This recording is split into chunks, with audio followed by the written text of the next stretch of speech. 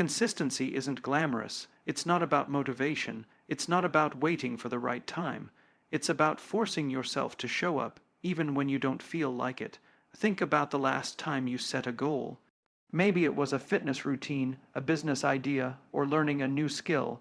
How many times did you start strong, only to fade away? Why? Because motivation is fleeting. Discipline is what lasts. Greatness isn't born in a single moment.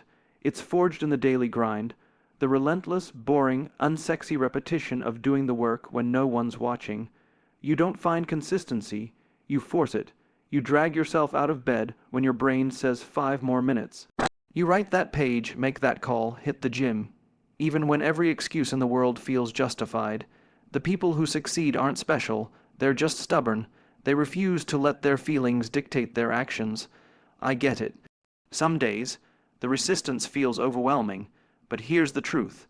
Every time you force yourself to be consistent, you're not just building a habit, you're building character.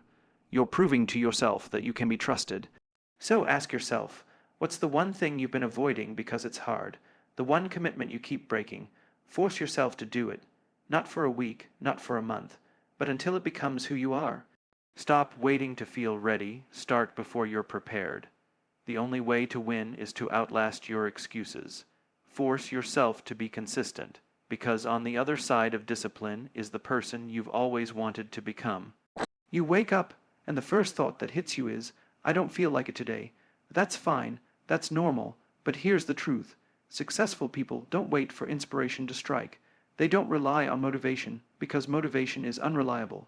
It comes and goes like the weather. What separates those who achieve from those who dream is a simple, brutal fact. They choose to act regardless of how they feel. They understand that discipline isn't about wanting to do something. It's about doing it even when every cell in your body resists. Think about the last time you procrastinated. What was the excuse? Too tired, not in the mood. The problem isn't the excuse, it's that you let it win.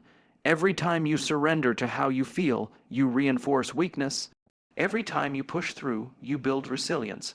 The mind is a master manipulator. It will convince you that tomorrow is a better day to start, that missing one workout won't matter, that skipping one day of work won't hurt. But it's lying, because one day turns into a week, a month, a year, and suddenly you're left wondering why you never made progress. Action is the antidote to doubt. Movement kills hesitation. The moment you force yourself to begin, the resistance weakens. The more you do it, the easier it gets, but the first step is always the hardest, because it requires you to ignore your feelings and act anyway. This isn't about being robotic. It's about recognizing that emotions are followers, not leaders. They adjust to your actions, not the other way around. The more you train yourself to act despite discomfort, the stronger your willpower becomes. People who rely on motivation fail. People who rely on discipline succeed. It's that simple. You don't need to feel like a champion to train like one. You don't need to feel inspired to create. You just need to show up. The world rewards consistency, not talent. Talent without discipline is wasted potential. But average skill with relentless consistency, that's unstoppable. So the next time your brain whispers, not today, you have a choice. Obey it and stay the same, or defy it and grow. Greatness isn't built in dramatic moments. It's built in the mundane, the unglamorous, the boring repetition of showing up every single day, even when no one is watching. We live in a world that celebrates overnight success stories, but those stories are illusions. Behind every overnight success are years of unseen effort, early mornings, late nights, failures, and relentless persistence. The magic isn't in the big moments, it's in the small, daily decisions. Writing one page a day turns into a book. One workout a day turns into a transformation. One sales call a day turns into a thriving business. The problem, we underestimate the power of small actions because they don't feel significant in the moment. We want immediate results, instant validation, but real growth is slow. It's invisible at first. The daily grind is where most people quit. Because progress doesn't announce itself, you won't feel different after one workout. You won't see a change after one day of eating clean, but over time, the compound effect is unstoppable. The people who achieve extraordinary results aren't doing extraordinary things every day. They are doing ordinary things with extraordinary consistency. The difference between mediocrity and mastery isn't intelligence or talent. It's the willingness to endure the grind, to keep going when it's boring, to stay committed when it's hard. The secret: fall in love with the process, not the outcome. Because the process is what shapes you. The outcome is just a byproduct. Your brain is wired for comfort.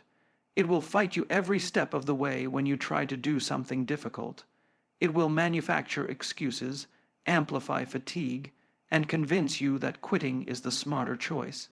This resistance isn't a flaw. It's biology. Your mind's job is to conserve energy, avoid risk, and keep you safe. But safe is the enemy of growth. The moment you decide to improve, your brain will rebel. It will tell you you're too tired, you can start tomorrow, this isn't working, and if you listen, you'll stay stuck forever. The solution: expect the resistance, know that it's coming, and then do the work anyway. Action precedes motivation. You won't feel like working out until you're already moving. You won't feel like writing until your fingers hit the keyboard. Momentum comes from movement, not the other way around. The more you give in to resistance, the stronger it becomes. The more you push through, the weaker its grip gets. This isn't about willpower, it's about strategy. Lower the barriers. Make the first step so easy you can't say no. Once you start, the rest follows. Every time you set a goal and abandon it, you break a promise to yourself. And over time, you stop trusting yourself. You stop believing in your own word. But every time you follow through even when it's hard, you reinforce self-trust. You prove that you can rely on you. Most people don't fail because they lack ability. They fail because they lack self-discipline. They don't trust themselves to do what they say they'll do. The most important relationship you have is with yourself. If you can't depend on you, who can? Waiting for the perfect moment. It doesn't exist. Waiting to feel ready, you never will. The best time to start was yesterday. The second best time is now. You don't need more information. You don't need more motivation. You just need to begin.